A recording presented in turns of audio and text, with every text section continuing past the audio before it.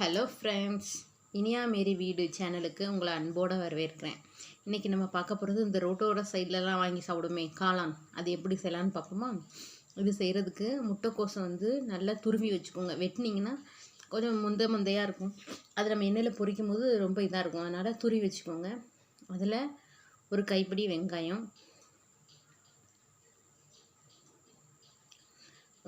சின்ன சின்னதாக நறுக்கி வச்சுக்கோங்க. 2 டீஸ்பூன் இஞ்சி பூண்டு விழுது அதையும் சேர்த்துக்கோங்க. 1 டீஸ்பூன் வத்தல் பொடி, உங்கள் காரத்துக்கு தகுந்தாப்பில் போட்டுக்கோங்க. கூட வேணும்னாலும் கூட போட்டுக்கிடலாம். அப்புறம் கரம் மசாலா பொடி, அது கொஞ்சோண்டு போடுங்க, ஒரு 1/4 டீஸ்பூன் போடுங்க போதும். போட்டுட்டு இதுக்கு தேவையான அளவுக்கு உப்பு போட்டுக்கோங்க. உப்பு போட்டுட்டு இதில் நம்ம பொரிக்கிறதுனால கார்ன் மாவு சோள மாவு அது 2 டீஸ்பூன் போடுங்க, 2 டேபிள் ஸ்பூன் போடுங்க. சோள மாவு 2 டேபிள் ஸ்பூன் போட்டால் மைதா மாவு 4 டேபிள் ஸ்பூன் போடணும். எல்லாத்தையும் போட்டுட்டு அதை நல்லா பிசைஞ்சுக்கோங்க. முதலே தண்ணி ஊற்றி பிசையாதீங்க, ஏன்னா முட்டைக்கோஸ்லேயும் கொஞ்சம் இது இருக்கும், தண்ணி சத்து இருக்கும். அதனால் நல்லா பிசைஞ்சு விட்டுட்டு அப்புறம் கொஞ்சம் கொஞ்சமாக தண்ணி தெளித்து வடை மாவு பிசைகிற அளவுக்கு பிசைஞ்சு போடுங்க. ரொம்ப கட்டியாகவும் வேண்டாம், ரொம்ப தண்ணியாகவும் வேண்டாம். ஓரளவுக்கு தண்ணி தெளித்து அதை பிசைஞ்சு வச்சுக்கோங்க. கடைகளில் பாதி நம்ம காளான் போடுறாங்களோ இல்லையோ, அந்த முட்டைக்கோஸ் தான் நிறைய போடுவாங்க. காளான் விலை அதிகம் இல்லை, அதனால் முட்டைக்கோஸ் தான் போடுவாங்க. அதை நம்ம முட்டைக்கோஸ் மட்டுமே போட்டு எப்படி செய்யலாம் அப்படின்னு பார்க்குறதுக்கு தான் இந்த வீடியோ. இது நம்ம சாப்பிட்டோன்னா நல்லா டேஸ்ட்டாக இருக்கும். இது நம்ம கலர் வேணும் அப்படின்னா மட்டும் இதை போட்டுக்கோங்க. கலர் வேண்டாம், அந்த கடையில் வாங்குகிற கலர் வேணும்னா கலர் போட்டுக்கோங்க. கலர் வேண்டாம், அதெல்லாம் உடம்புக்கு கெடுதின்னு நினச்சிங்கன்னா அது போட வேண்டாம். அது மாதிரி மைதா மாவு போட பிடிக்கல, அது ஹெல்த்தியாக இல்லை அப்படின்னா கோதுமை மாவு போட்டுக்கோங்க.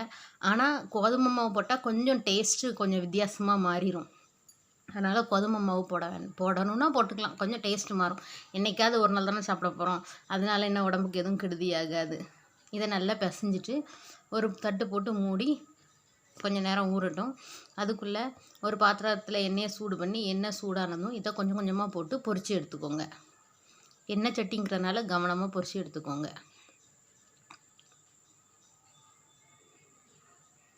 இதை திரும்பவும் நம்ம அந்த வெங்காயம் பச்சை மிளகாலாம் போட்டு வதக்கும் போது சேர்த்து வதக்குவோம்.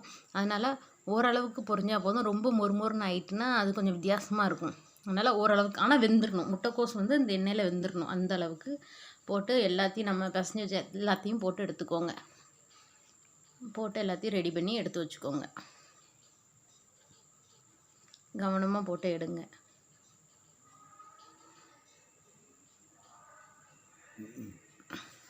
இதை நம்ம எல்லாத்தையும் பொரித்து எடுத்துட்டு இதுக்கு வெங்காயம் பச்சை மிளகா எல்லாம் சேர்த்து வெட்டி போட்டு வதக்கணும்.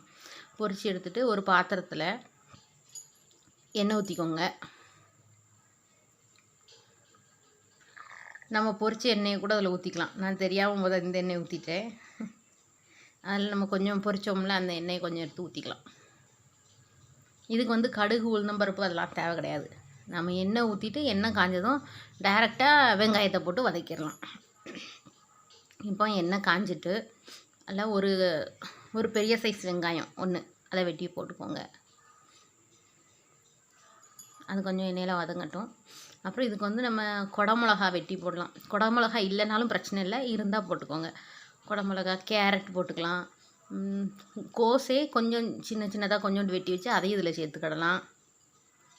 இதை போட்டு கொஞ்சோண்டு கருவேப்பிலையும் போட்டு நல்லா வதக்கிக்கோங்க. இது ரொம்ப வதங்கணும் அப்படின்னு இல்லை, ஏன்னா இது கொஞ்சம் நரிச்சுன்னு இருக்கணும் வெங்காயம், அப்போ தான் சாப்பிட டேஸ்ட்டாக இருக்கும்.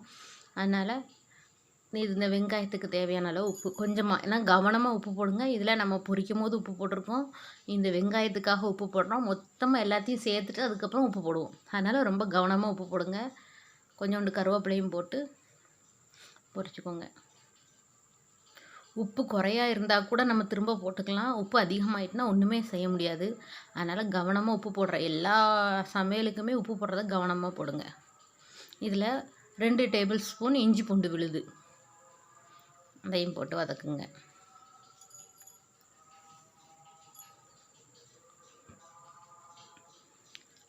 இஞ்சி பூண்டு வாசனை கொஞ்சம் போனதுக்கப்புறம்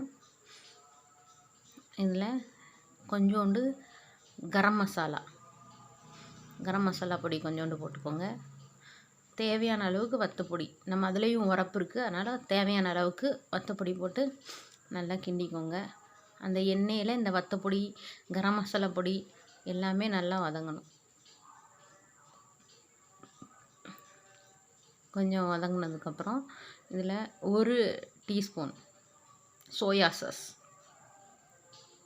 1 டீஸ்பூன் டொமேட்டோ சாஸ் ஊற்றிக்கோங்க. இது சோயா சாஸும் டொமேட்டோ சாஸும் ஆப்ஷனல் தான். இருந்தால் ஊற்றிக்கோங்க, இல்லைன்னா வேண்டாம். கண்டிப்பாக இதை ஊற்றணுமான்னு கேட்டாலாம் கண்டிப்பாக தேவையில்லை. இருந்தால் அதை ஊற்றிக்கோங்க.